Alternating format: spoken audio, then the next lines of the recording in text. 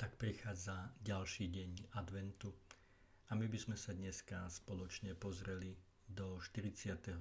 žalmu, kde nás autor tohto žalmu pozýva, aby sme boli ako jelene, ako zver, ktorá dychtí za vodou z prameňa, ktorá má smäd po Bohu.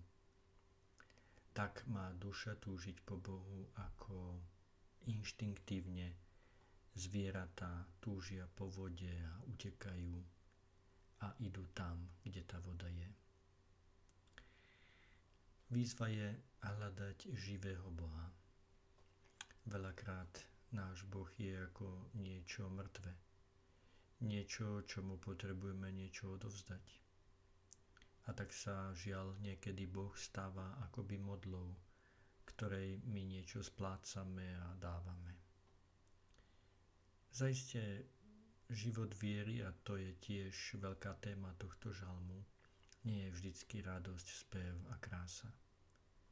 Ale sú to aj chvíle tých slz, chvíle hľadania, chvíle aj takého chvenia, kde sa človek živí spomienkami.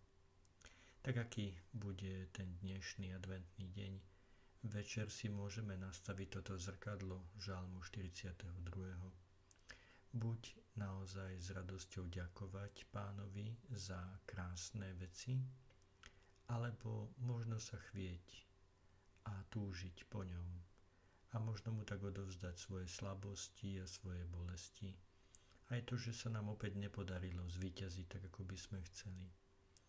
Ale stále si na ňo chceme spomínať a stále sa tešiť z toho, že máme smäd po ňom. Lebo Ježiš nám tiež povedal, blažení, ktorí sú hladní a smední po spravodlivosti.